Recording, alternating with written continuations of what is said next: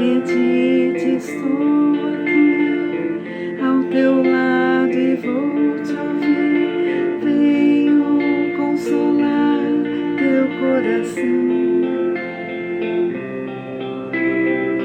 Fale-me do teu sofrer, busca-me, basta querer, posso restaurar a tua vida.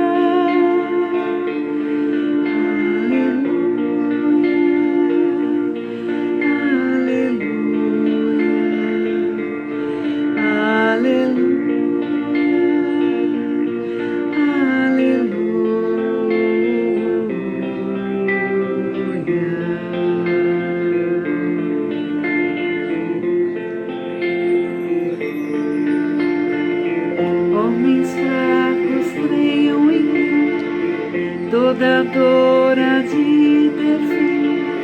Sou de Deus e trago a luz ao mundo.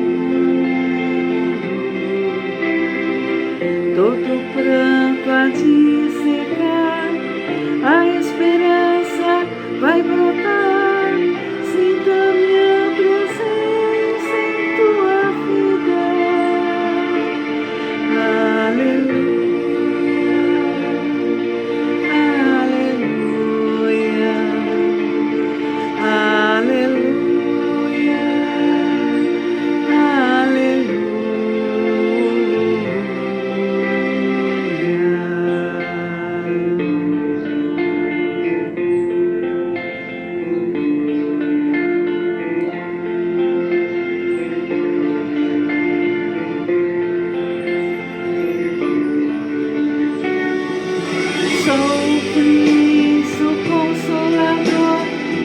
mensageiro do amor, junto a mim encontrarás abrigo.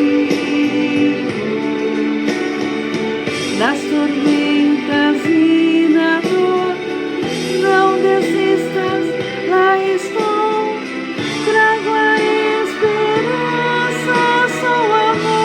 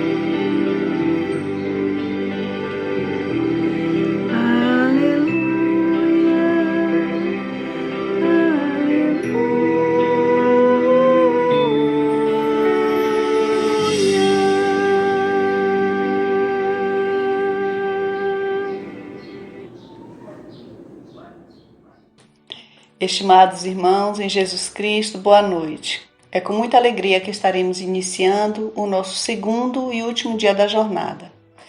Queremos agradecer a Sol pela melodia e pela delicadeza na voz. E nesse momento eu convido a todos para juntos orarmos ao Pai por esse maravilhoso dia. Senhor Jesus, Mestre e Guia da humanidade, nós te agradecemos, Senhor, por mais esse momento de aprendizagem e te pedimos que a tua presença e a tua paz nos envolvam, para que a mensagem de hoje possa calar fundo nos nossos corações, convidando-nos às mudanças que tanto necessitamos fazer em nós mesmos. Permita também, Senhor, que os benfeitores espirituais possam amparar e sustentar todo o trabalho que será desenvolvido, para que tudo ocorra segundo a tua vontade. Que assim seja. O nosso palestrante de hoje é presidente da Casa de Guará, em Itabuna. Ele é bacharel em Teologia e Direito e é grande expositor espírita. Estamos falando do professor Ari Quadros, que convido neste momento para fazer sua palestra com o tema Acorde e Erga-se.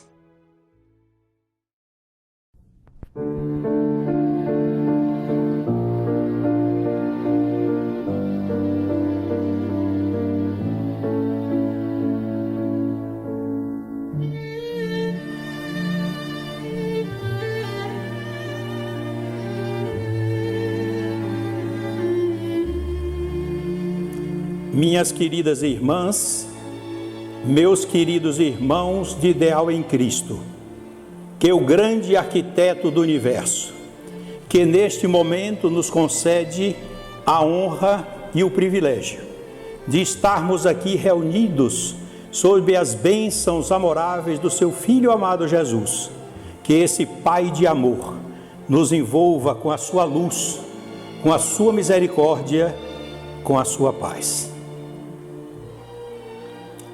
Há um ditado árabe, cuja autoria é atribuída a Khalil Gibran, mas eu não posso provar, que ele me marcou a minha vida há muito tempo, logo quando eu adentrei as fileiras do Espiritismo. Quando você nasceu, todos sorriam e só você chorava. Leve e conduza a sua vida com base no amor ao próximo, pois quando você morrer, todos irão chorar e só você sorrirá na fase ascensional para o céu. É com base nessa história que nós vamos iniciar contando uma outra história.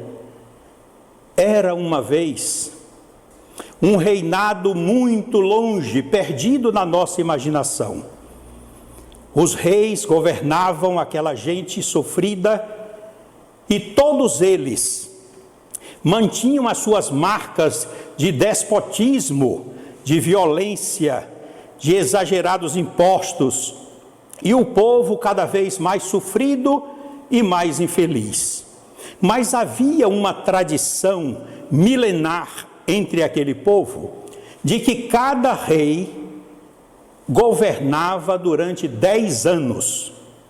No fim desse período, ele abdicava do trono em favor de um filho ou um outro sucessor parente e se dirigia num barco para uma ilha um pouco distante.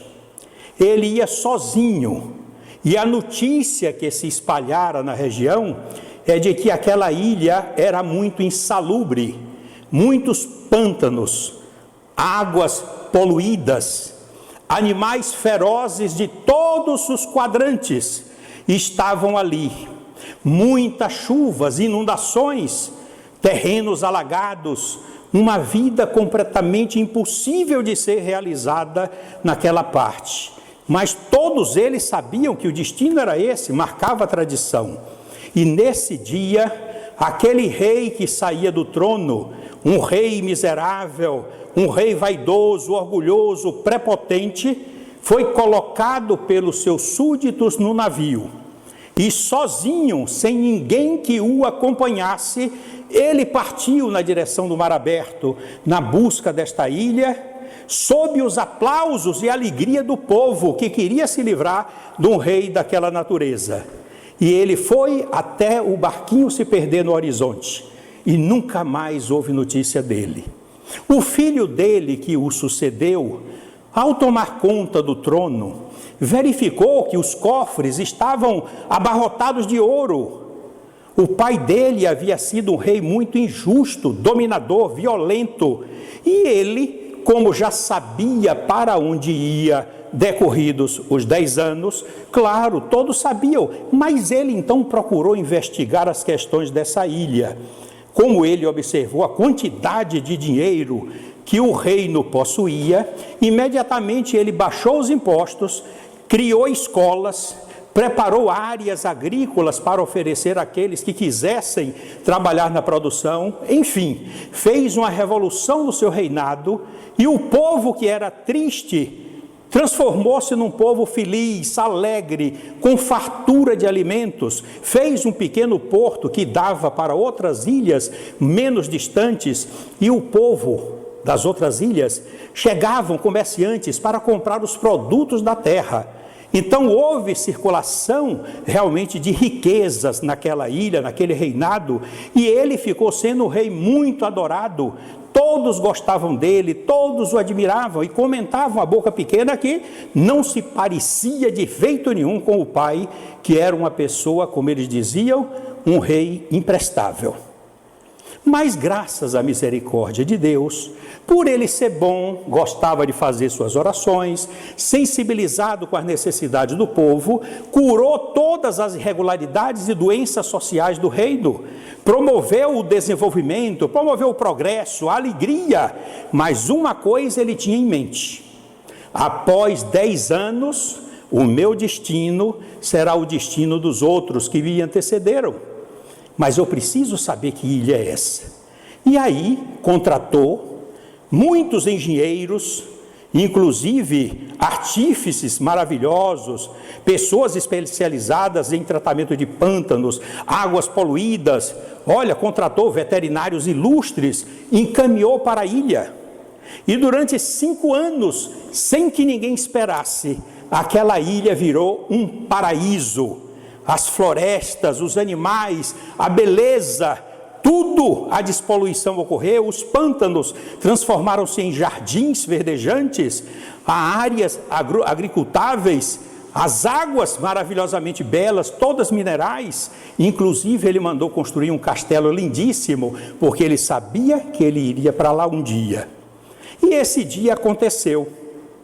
Quando todos os súditos, chorando, ao contrário dos outros, que vinham alegres porque os outros reis iam embora para morrer, eles choravam porque esse rei ia deixá-los cumprindo, olha, a tradição dos 10 anos e iria embora para essa ilha. Mas a surpresa é que muitos queriam ir com o rei, mesmo naquela hipótese que o povo pensava que iam morrer lá. Mas não iam não, o rei já tinha preparado uma ilha diferente para que ele fosse para lá se hospedar. A esposa, os filhos, as serviçais, todas foram no barco e muitos também que espontaneamente queriam acompanhar o rei. Eram fiéis ao trato, ao jeito como ele conduzia. E então foram nesse barco e foram embora. E o rei se tornou a pessoa mais feliz daquela região, porque todos que o acompanharam encontraram um verdadeiro paraíso, um lugar tão quanto bom quanto o reinado que ele havia deixado, para morar de uma forma de confraternização, de paz, de amor e de luz. Essa história nos lembra a nossa história, a história de todos aqueles que estamos aqui encarnados na Terra. Nós sabemos de onde viemos, do plano espiritual, e temos ideia para onde nós retornaremos, mas o lugar do nosso retorno dependerá da nossa semeadura que fizermos nesta reencarnação. Por isso que a história nos inspira e me inspirou e vai inspirar vocês, para que de hoje em diante cada um faça a modificação do sonho de sua vida. Procure viver o dia, cada dia melhor do que o outro. Procure concentrar as suas atividades na semeadura do amor, do perdão, da benevolência para com todos, da indulgência para as faltas alheias, enriquecer o seu coração de riquezas de luz, para que vocês, como eu, desejamos também, quando passarmos para outra dimensão, encontrarmos esse lugar maravilhoso de convivência de pessoas alegres que irão nos esperar de braços abertos, comemorando o nosso retorno feliz por termos alcançado todas as metas, cumprido todas as nossas obrigações e voltarmos com a cabeça erguida, olhando para os irmãos que torceram pela nossa reencarnação e que soubemos, dentro da nossa humildade, corresponder com todos os investimentos de amor que eles depuseram sobre mim. É sobre isso que nós vamos falar nesta noite. É sobre esse assunto que eu vim aqui para trazer para vocês a minha experiência, a experiência da codificação espírita, a inspiração dos espíritos amigos, em especial da veneranda benfeitora Joana de Ângeles, para despertar em cada um que me ouve, despertar naqueles que me verão e ouvirão outras horas que não essas, porque vai ficar o arquivo gravado no YouTube, a fim de que vocês possam tomar decisões valiosas que favoreçam as suas condições de serem pessoas em que estamos sendo investidos no plano espiritual, para que possamos ajudar Jesus a diminuir o sofrimento da terra. Então nós vamos começar com o nosso codificador Allan Kardec. Vamos começar mostrando adequadamente os passos para que cada um possa compreender e sairmos daqui a alguns instantes com a consciência tranquila de dizer: olha, esta palestra mudou a minha vida, essa palestra internalizou os meus objetivos, fez lembrar-me os compromissos assumidos, e agora a minha decisão é seguir Jesus com abnegação e devotamento. Vamos começar. Nesse primeiro slide, vocês estão vendo aí, é uma questão 258 de O Livro dos Espíritos, quando o codificador Allan Kardec perguntou aos nobres espíritos que o ajudaram na codificação, quando, na existência da erraticidade, e aqui um breve esclarecimento para aqueles que ainda não estão acostumados com essa linguagem espiritual. Erraticidade é uma palavra que tem a sua raiz no termo errante, aquele que anda. E a erraticidade foi o período que Allan Kardec criou para designar após a desencarnação ou após a morte, e em seguida a futura reencarnação. Esse período, no plano espiritual, é chamado de erraticidade. Por isso que ele questiona, quando na erraticidade, antes de começar nova existência, tem o espírito consciência e previsão do que lhe sucederá no curso da vida terrena?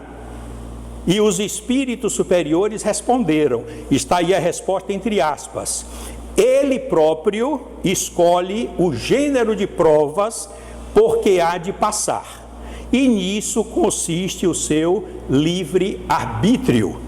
Então nós escolhemos, eu escolhi, você que está me seguindo escolheu, todos nós seguimos. Aí é que consiste o nosso livre-arbítrio. E vocês vão agora ver o processo, como se é escolhido, como se dá essa conscientização de cada um, para que tenhamos a iniciativa de pedir uma reencarnação. Vejamos agora aqui outra parte maravilhosa que vocês podem estudar, de Allan Kardec, no livro O Céu e o Inferno, um dos livros da codificação espírita, no capítulo de número 7, que tem o título Código Penal da Vida Futura. E no item 16 está a seguinte observação: arrependimento, expiação e reparação constituem as 3 condições necessárias para apagar os traços de uma falta e suas consequências. Portanto, eu vou repetir: arrependimento no plano espiritual, expiação e reparação. Isso no plano espiritual. Agora vocês vejam um esclarecimento interessante do próprio irmão Allan Kardec. É na vida corpórea encarnada que o espírito repara o mal de anteriores existências, pondo em prática resoluções tomadas na vida espiritual. Vamos voltar agora. Arrependimento, expiação, reparação. Vejamos agora. Primeira parte, olha o item 1, arrependimento. Nesse arrependimento, nós tomamos conhecimento das faltas que nós cometemos, das transgressões que nós realizamos em face à lei de amor que vige em todo o universo, e aceitamos a falta e a culpa também por ter causado tudo aquilo. E qual será a nossa postura com essa consciência? Nós vamos pedir uma nova reencarnação. Se nós não pedimos, os amigos irão sugerir, e eu terminarei, como vocês terminarão também, aceitando a reencarnação. Portanto, essa aceitação reencarnatória é após o reconhecimento da falta e da culpa. Então fazemos um plano, os amigos espirituais nos ajudam, nos reúnem, mostram o que devemos fazer para reparar as faltas, o que devemos fazer para não realizar outras faltas e iniciar o processo de recuperação espiritual. Portanto, o primeiro é o arrependimento. Agora nós vamos ver o segundo e o terceiro. O arrependimento abre o caminho para a reabilitação do espírito. 2, vamos ver aí, expiação. O espírito sofre não somente pelo mal que ele fez, como pelo bem que deixou de fazer, ou ele opta pela ação do amor e da caridade. Como é isso? É a lei de causa e efeito. Jesus já avisou: quem matou pela espada perecerá. A expiação é a pena imposta ao malfeitor que cometeu um crime. Emmanuel nos esclarece isso no livro Consolador. Então nós vamos voltar para que essas ações retornem para nós. Mas como nós não desejamos, nem somos masoquistas, nós temos os instrumentos necessários que Deus nos permite, Jesus nos concede, através dos amigos que estão nos ajudando. Nós vamos ter possibilidade de, através do amor e da caridade, realizar tantas ações maravilhosas que faremos a compensação com aquelas transgressões que nós fizemos. Por isso que a veneranda benfeitora Joana de Ângeles chama a lei de causa e efeito, lei de compensação ou lei de causa e efeito. Nós podemos compensar as nossas ações positivas para superar aquelas negativas. Depois de conseguir isso, entra a fase número 3, é a reparação. Só a reparação pode anular o efeito, destruindo-lhe a causa. Consiste em fazer o bem àqueles a quem se havia feito todo o mal. É esse o processo: arrependimento, expiação, retorno da dor provocada dos outros, ou o trabalho no campo do amor para se libertar e ser feliz. E depois a reparação, encerrando o processo com relação às nossas transgressões. Agora vocês vão ver como é lindo que Deus permite pelo seu amor que isso tudo aconteça de forma amparada. Aceita a tarefa da reencarnação e recebida a instrumentação para o desempenho do labor, do trabalho, retomam o proscênio terrestre, voltam a reencarnar com júbilos e expectativas de alto valor. Diz: não, vou conseguir, vou fazer, vou me reabilitar, vou perdoar, vou ser perdoado, enfim, vou alcançar a felicidade que eu tanto desejo. Mas é preciso lembrar que quando nós mergulhamos na carne, a própria carne, a matéria, olha, ela sufoca essas lembranças.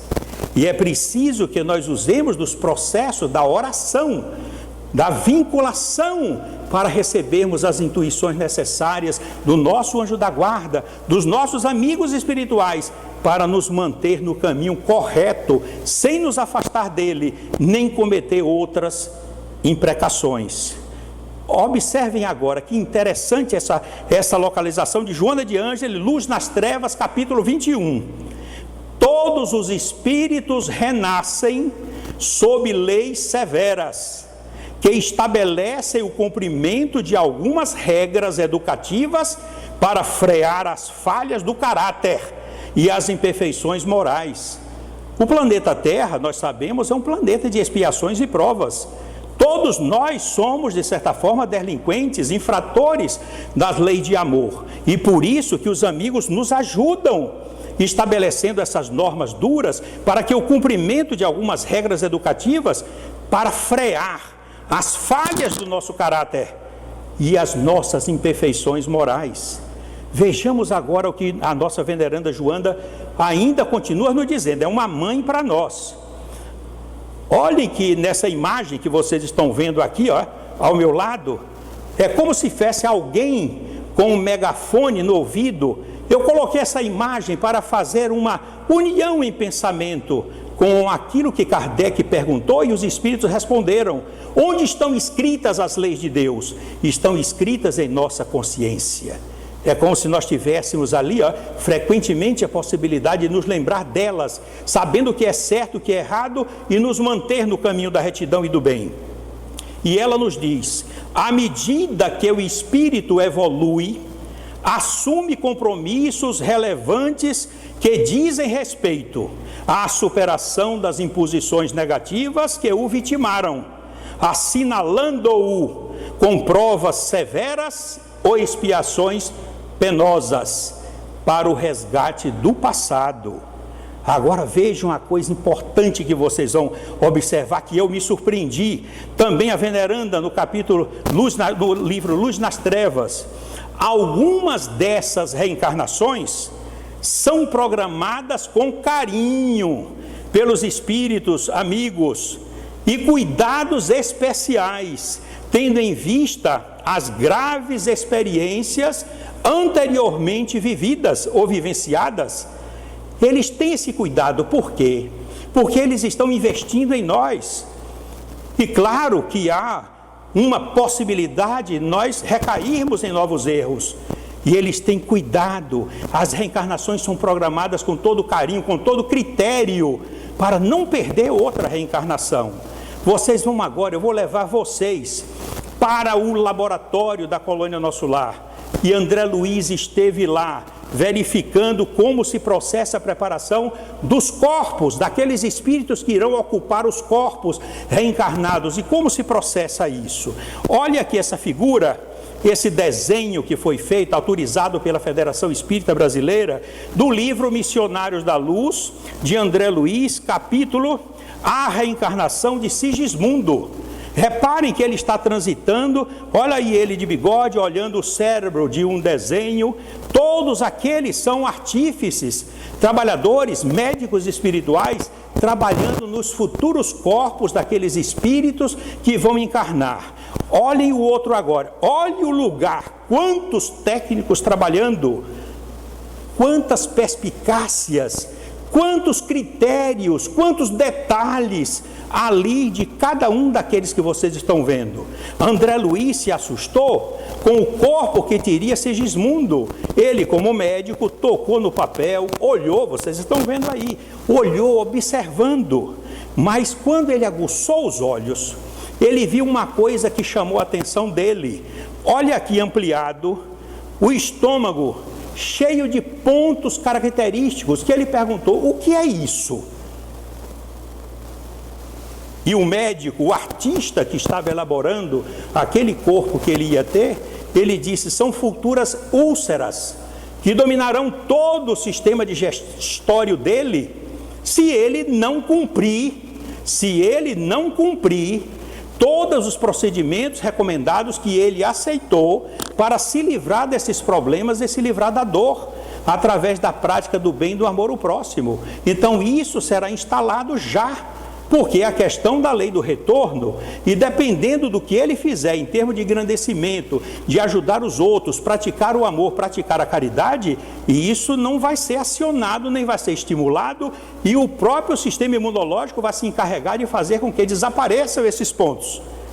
Agora, se ele fraquejar, se ele abandonar todos os propósitos, se ele novamente transgredir a lei de amor e se recusar a fazer o bem e amar, aí as coisas vão ocorrer conforme a vontade dele. E os espíritos não podem, porque quando ele for reencarnar, ele vai saber que o estômago dele estará preparado para ser disparado o gatilho se ele transgredir novamente as leis de amor e não cumprir as coisas. Então nós reencarnamos conscientes de tudo isso.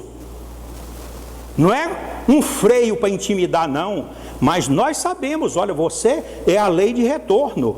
Você fez a semeadura é livre, a colheita é obrigatória, isso tudo está para você colher.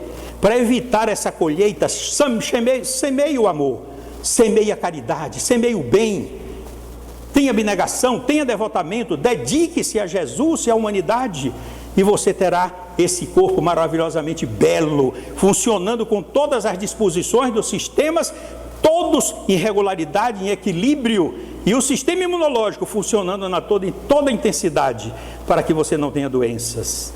Oh, maravilha! Esse Deus é bom, misericordioso, maravilhoso.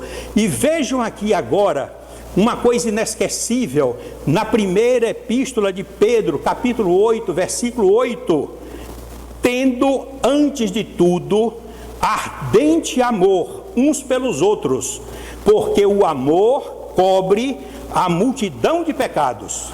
O amor cobre uma multidão de pecados. Cada ação de amor que você realiza gera energias positivas que anulam ou reduzem as energias semelhantes negativas que nós fizemos em outras oportunidades. Por isso que o amor cobre essa multidão de pecados. E vai mais ainda, não é só na questão da fé, não é só a questão do credo, mas é uma questão científica. Observe esses dois livros que estão aqui. Um livro da esquerda, Dr. Marco Aurélio Dias da Silva, pernambucano, já desencarnado. Quando ele escreveu, como cardiologista, quem ama não adoece, ele provou que quem ama tem um coração equilibrado e todo o corpo funciona em um equilíbrio maravilhoso. Esse é brasileiro, o lado de cá, do lado direito. A cura vem do coração. Dr. Mehmet Oz, um brilhante cirurgião cardiovascular, explora o poder da medicina complementar, mostrando que a cura está no coração de quem ama, no coração de quem quer fazer os outros felizes, de quem faz o bem, de quem tem a sua vida útil para ajudar as outras pessoas. Mas temos mais um livro para mostrar. Deixamos por último, Amor, Medicina e Milagres, de Dr. Bernie Siegel, americano. Este livro, quando eu comprei, já era a edição de número 26, hoje já está muito mais. Doentes de câncer terminal, que mudaram as suas vidas, se recuperaram, porque começaram a amar, começaram a perdoar, começaram a fazer da sua vida uma vida de realizações em favor de outras pessoas. E por que é que nós espíritas, que temos todo esse conhecimento, que sabemos disso e da ajuda espiritual que nós temos, e conseguimos ainda presos às nossas dores, às nossas culpas, em vez de termos consciência de culpa, devemos ter consciência de responsabilidade, de podermos amar mais, realizar muito mais ainda?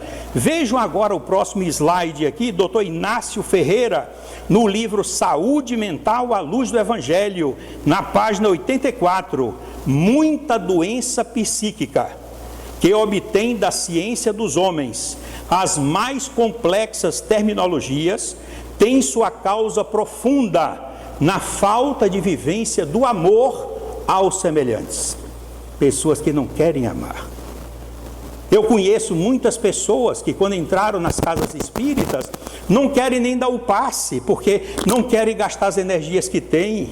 Oh, meu Deus, quanta misericórdia Jesus deve dispensar para essas pessoas.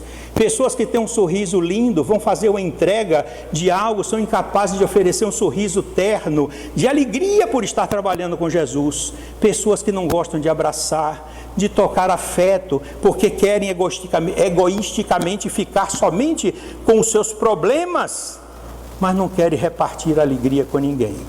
Que Deus tenha misericórdia delas e que ainda aproveitem essas lições e abram seus corações até o final da nossa semeadura, para que vocês mudem o seu pensamento a partir de hoje à noite, para que amanhã, no domingo, vocês já amanheçam diferentes, com uma rota de luz para percorrer na vida de vocês. Olhem mais aqui, Joana de Ângeles, Luz nas Trevas. Envolvido pela carne, aquilo que eu falei, a matéria bloqueia essa vinculação espiritual, envolvido pela carne e as suas heranças dos instintos, também voltam às tendências mórbidas do passado, que devem ser superadas, a fim de haver campo mental para a sintonia com o mais alto. E o exercício da oração, o exercício da prece, pela manhã, pela noite ao deitar, nos momentos de necessidade, vai despertando esse exercício, fazendo com que os nossos sentimentos se elevem cada vez mais na direção de Deus. Agora vocês vejam que eu não falei ainda uma coisa. Temos as nossas ações do passado que é preciso reparar, mas temos aquelas pessoas que nós prejudicamos e que estão querendo se vingar do processo de vingança porque ainda vivem na ignorância. E eles nos acompanham, eles sabem que nós vamos nos encarnar, eles nos encontram e vocês veem o que é que acontece agora. Adversários desencarnados, que nós chamamos de obsessores, adversários desencarnados desprezíveis, que permaneceram na retaguarda espiritual, no plano espiritual, acercam-se-lhe e o envolvem através de bem urdida hipnose, até conseguirem alcançar a meta, que é o fracasso da pessoa.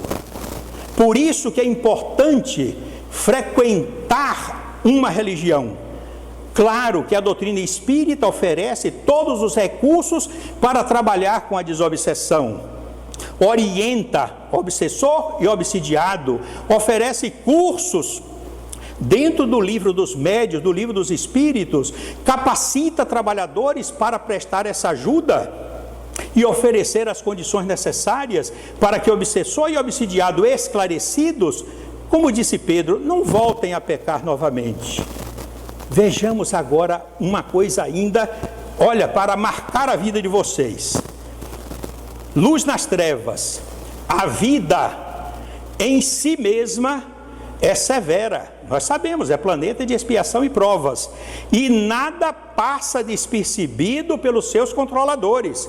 Aqueles que estão acompanhando a nossa reencarnação, nada passa despercebido para eles, nem para os obsessores que nos acompanham, que insistem na preservação dos compromissos e sua realização, até o momento em que deixam por conta própria o calceta. Olha, você não quer prestar não atenção? Eu estou lhe orientando, não, até que chega um ponto, vão me entregar a minha própria sorte. O calceta, o criminoso, o marginal, o corrupto, é aquele que vai ficar ao léu. Não é que Deus permita o abandono, é que ele se recusa pelas suas ações a conseguir, receptando as inspirações do bem, a trilhar o caminho da caridade, o caminho do amor, continua rebelde, invejoso, furtando, roubando, sendo corrupto, corruptor. Não pode ser assim. Os espíritos amigos, os espíritos elevados, então, deixam-no por conta própria, o calceta, quer dizer, o criminoso, o rebelde, o transgressor. Não permitam que isso aconteça com vocês. Como eu sempre, nas minhas observações do Evangelho, eu me lembro sempre de Jesus: vigiai e orai, para não cairdes em tentação. Então é um processo de autoconhecimento diário que eu me aplico, vigilância permanente dos meus pensamentos, dos teus atos, da minha palavra e a oração para buscar o suporte necessário para que eu não caia novamente. É isso que eu vim trazer para vocês. Mas quero lembrar também que quando não há o trabalho no campo do bem, a lágrima assinala o momento em que a justiça começa a ser aplicada. Vejam esse slide. A dor é a ausência do amor que cobre a multidão de pecados. Joana de Ângeles, no livro Seja Feliz Hoje. Não permitam que isso aconteça com vocês. Eu lhes suplico, amem mais. Se prometam fazer o bem. Sejam indulgentes com as faltas alheias, sejam benevolentes, perdoem de forma diária, não se deixem alcançar pelo ódio, o rancor, o ressentimento, a mágoa. Sejam livres para que o coração de vocês se plenifique de amor, sejam úteis, sejam cristãos. E agora outro slide. Disciplina à vontade. Olha o recurso que a irmã mãe Joana de Ângeles, a nossa mãe querida, recurso de mãe no livro Luz nas Trevas, disciplina à vontade, a fim de treinares renúncia em pequenas doses, de modo que alcances mais alto nível de abnegação e devotamento ao bem. E o que é abnegação? O que é devotamento? Nós vamos trazer para vocês agora, com o auxílio do nosso irmão Allan Kardec, no capítulo de número 6 do Evangelho segundo o Espiritismo, quando lá nós observamos a abnegação, é renúncia, desapego a tudo que não diz respeito a Deus. E devotamento, consagrar-se, dedicar-se, entregar-se totalmente, é o objetivo de nossa existência. Não deixemos nos desviar desse propósito. E Jesus, que permanece conosco, vem ao nosso encontro, todas as vezes nos abraça repetindo sempre: ama o teu próximo como a ti mesmo. Um dia desse, minha netinha perguntou: vovô, Jesus está sempre junto de mim? Eu falei: claro, está sempre junto de todos nós. E por que é que eu não sinto? Você não sente, mas toda vez que você rezar, que você fizer a sua oração, você vai sentir a presença dele junto de você. Se você não reza, ele estará sempre próximo, mas para sentir essa presença, faça a oração, que você se liga ao Pai de misericórdia.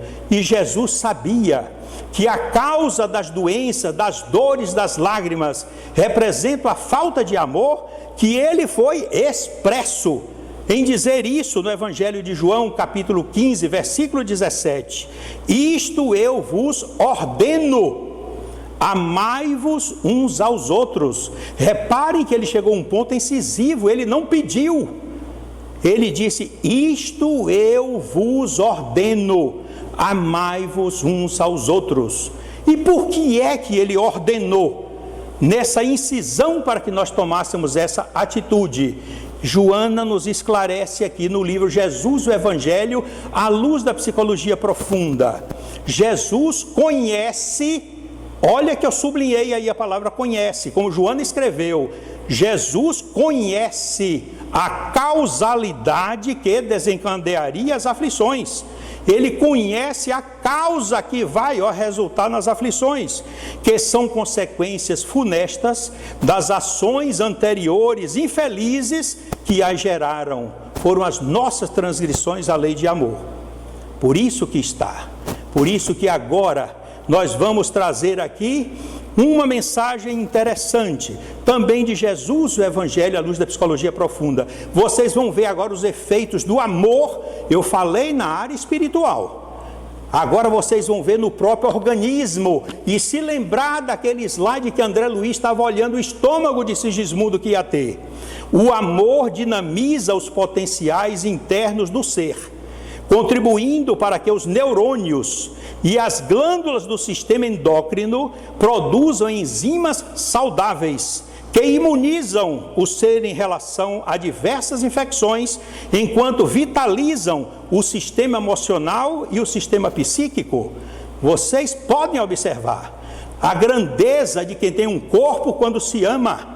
Os próprios sistemas trabalham, o sistema imune, então, aqui como ela ressalta aqui, mas tem mais ainda aqui. Divaldo Franco, no livro Encontro com Jesus, ele escreveu: hoje, abre aspas, hoje, quando a psicologia filosófica nos ensina que o amor é uma questão de saúde, o amor deixa de ser uma virtude e torna-se uma proposta psicoterapêutica. Para que mais isso, meus irmãos? É uma questão de conscientização que eu estou dando para vocês hoje. Eu poderia falar de flores, de doces, de coisas gostosas, mas eu vim falar de vida feliz. Eu vim falar de galgar as estrelas. Eu vim falar de procurar o reino de Deus, de Jesus, e trazê-lo para dentro do coração. E é preciso esclarecer isso, não somente para você que está me seguindo, mas para os jovens de todas as juventudes, e até mesmo já introduzido a evangelização infantil. E eu trago agora um caso real, para vocês observarem, que está registrado no Evangelho segundo o Espiritismo, que é nesse slide que vocês estão vendo aí. É o Evangelho segundo o Espiritismo, capítulo 2, item 8, uma realeza terrestre. É uma mensagem assinada pelo Espírito, uma rainha de França. Alguns dizem que foi essa rainha famosa, mas não queremos rotular ninguém, apenas que foi uma rainha de França. Maria Antonieta ou outra, não importa. O que importa é o testemunho dela, como rainha que viveu no Fausto, e no plano espiritual, ela registra lá no Evangelho, abre aspas, para se granjear um lugar no reino dos céus, são necessárias a abnegação, a humildade, a caridade em toda a sua celeste prática. Não se vos pergunta o que fostes, nem que posição ocupastes, mas pergunta que bem fizestes Quantas lágrimas enxugastes? Isso me acompanha há mais de 50 anos. Sempre foquei nisso. Quando vão eu desencarnar? Vão me perguntar isso. Que bem fizestes, Ari? Quantas lágrimas você enxugou? Só essas duas perguntas fizeram para a rainha de França. E ela, que pensava ser aceita com toda a nobreza, foi recebida com duas perguntas simples que ela não respondeu nenhuma das duas. Não tinha negativas para todas as duas. Imagine o sofrimento dessa irmã. Portanto, nós vamos agora concluindo, mostrando para vocês Luz nas Trevas, de Joana de Ângeles. Olha o conselho de uma mãe. Ninguém te deseja impedir de fruir os gozos compatíveis com as tuas aspirações. Olha o que é que ela está dizendo. Ninguém te deseja, eu vou viver uma vida de celibato, uma vida na clausura. Nada disso. Todos nós temos de ter uma vida normal dentro da própria sociedade, mas com objetivos definidos no campo do bem. Ninguém te deseja impedir de fruir, de desfrutar os gozos compatíveis com as tuas aspirações. Recorda, porém, que dificuldades ora resolvidas têm origem no abuso que você fez ontem, que você deve cuidar, evitando consequências mais graves para o futuro. Viram que conselho? Mas não é só esse não. Nós temos um outro conselho, dessa vez agora do livro Vidas Vazias, do último livro dela. E reparem como ela repete o conselho de uma forma carinhosa, com outras palavras. Rejubila-te, distrai-te quanto possível, mas não adies os teus deveres espirituais a pretexto algum. Não adie. Rejubila-te, distrai-te quanto possível, mas não adies os teus deveres espirituais a pretexto algum.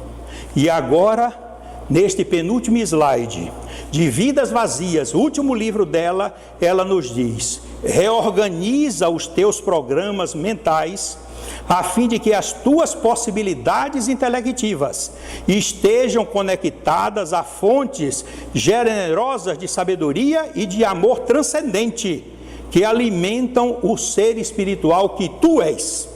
É preciso manter essa vinculação para adquirirmos, aurirmos essas energias tão preciosas para a manutenção da nossa subsistência espiritual e material. E aqui, para concluir, ela nos dá em Vidas Vazias um conselho maravilhoso que sintetiza tudo isso que nós falamos para vocês nesta noite. Nunca te detenhas no afã, no entusiasmo de crescer. Nunca te detenhas de elevar-te às alturas da verdade, com V maiúsculo, porque verdade, na sua essência mais penetrante e profunda, é Deus, conforme a veneranda benfeitora Joana de Ângeles nos registra no livro Jesus, o Evangelho, à luz da psicologia profunda. Nunca te detenhas no afã de crescer, de elevar-te às alturas da verdade, voando sem cessar nas asas da caridade. Lindo, lindo, maravilhosamente bem para sintetizar toda a mensagem que nós fizemos nesta noite para vocês. E neste momento, queremos agradecer a veneranda benfeitora Joana de Ângeles pela sua inspiração, pela sua bondade, amor e ternura, intercedendo junto à irmã Luísa de Marilac e Dr. Flávio Rovella, que nos sustentam nesse instante, que também intercedendo junto à irmã Amélia Rodrigues e tantos outros iluminares desta casa de oração, para que pudéssemos fazer algo necessário, um medicamento valioso que pudesse ser prescrito e depositado no coração de um de vocês que está nos seguindo agora. Recebam esse presente como fruto do meu coração, reconhecido e grato, e acima de tudo feliz por contar com a ajuda espiritual tão relevante como esta de hoje que estamos tendo agora. E eu quero aproveitar o ensejo para pedir à veneranda benfeitora Joana de Ângeles que interceda junto a Pai Francisco onde ele estiver. Leve as nossas súplicas a ele, para que ele volte a cantar na acústica de nossas almas o poema do Evangelho, como ele fazia durante o seu período reencarnatório na Úmbria. Que ele possa, Senhora Joana de Ângeles, nossa benfeitora querida, que ele possa lembrar-se do pedido que Jesus fez para ele na Úmbria, quando ele disse: Francisco, reconstrói a minha igreja. Nós pedimos a ele também, veneranda irmã Joana de Ângeles, interceda, peça a ele que venha caridosamente construir a igreja de Jesus na intimidade de nossos corações, fixando as balizas e as estruturas graníticas na profundidade de nossas almas, para que essa igreja jamais feneça, jamais perca a sua função de libertar consciências, ajudando as pessoas por onde andarmos.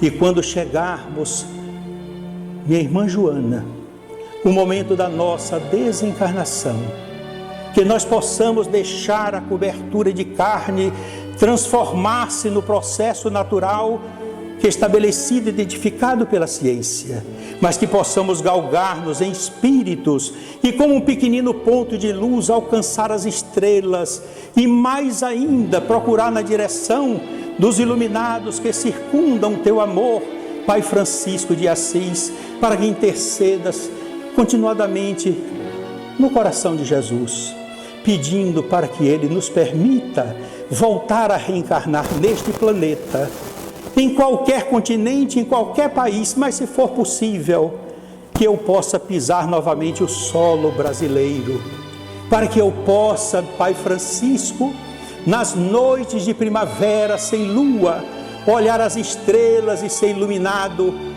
pelas luzes faiscantes do Cruzeiro do Sul. E nos dias, nas alvoradas de verão, olhar para o nosso céu azul cor de anil e lembrar-me da promessa realizada e dizer: obrigado, Jesus, minha pátria amada, eu estou no Brasil. Muito obrigado, senhores, muito obrigado, meus irmãos.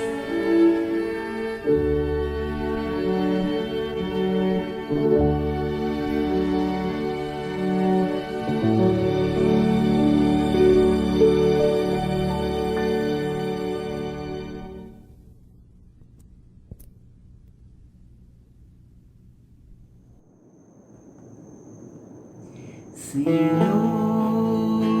Tu és meu guia, meu sol, meu céu, meu Pai, a luz que brilha em meu coração, és paz, amor, unção,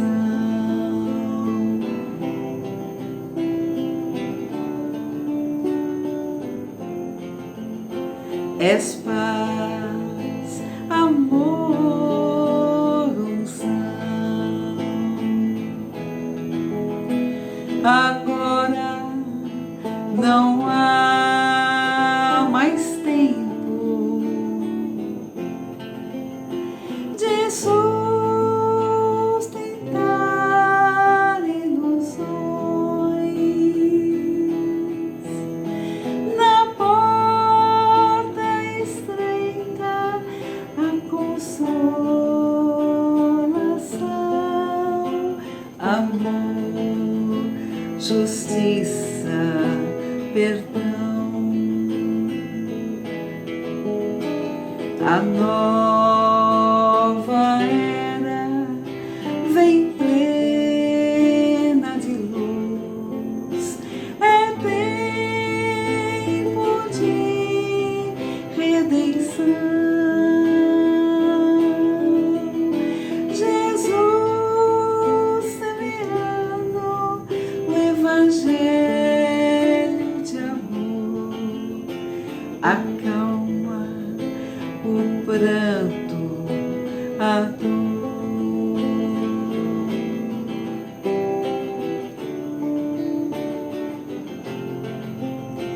acalma o pranto, a dor.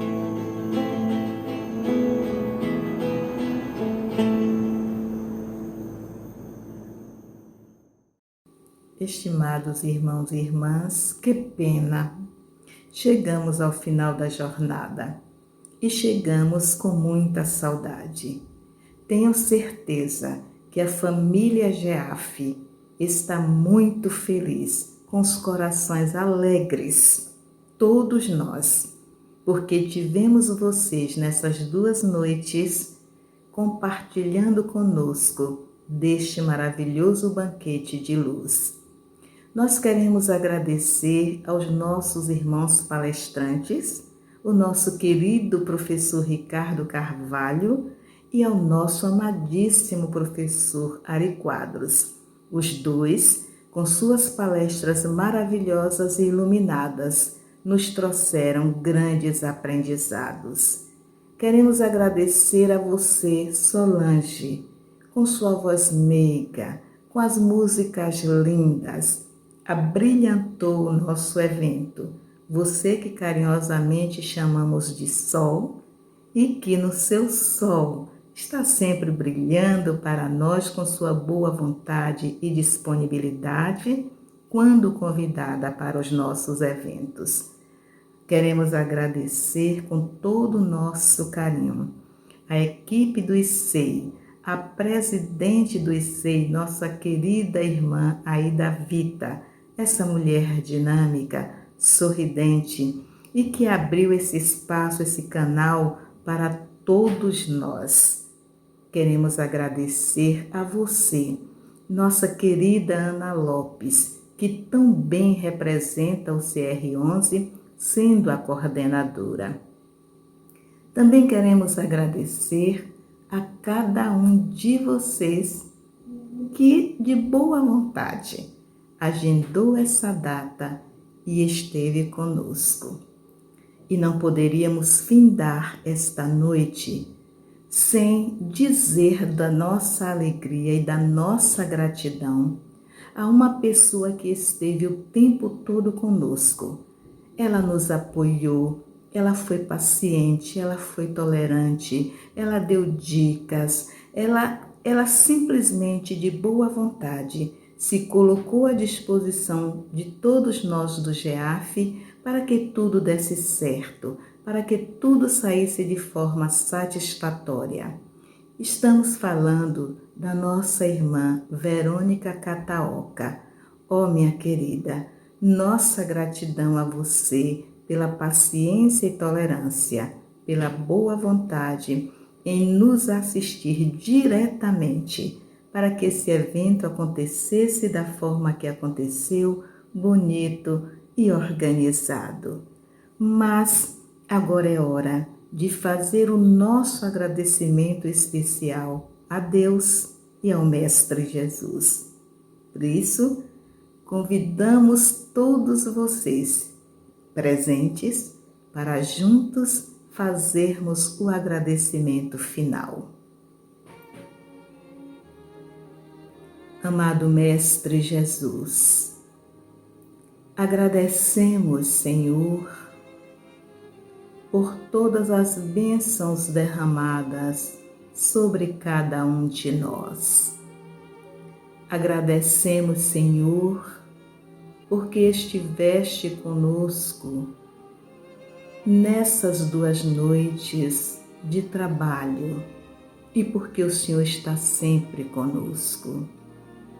Agradecemos, Senhor, por cada dádiva derramada sobre todos nós, sobre os lares, sobre esta humanidade ainda tão sofrida e tão incrédula.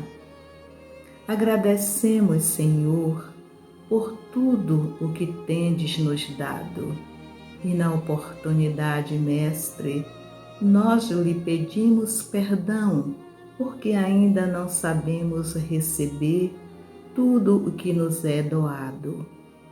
Mas neste instante, em que parte da humanidade, Senhor, sofre muito por não compreender este momento em que entes queridos foram conduzidos à passagem de volta ao lar espiritual, nós lhe pedimos a compaixão, a misericórdia, o acalanto nos corações das mães que choram. Por fim, Senhor, por toda a humanidade nós te rogamos, tua compaixão, teu amor misericordioso.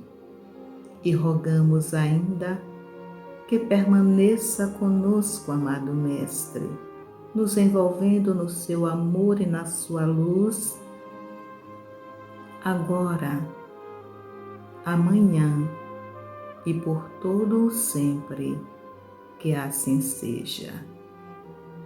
Graças a Deus.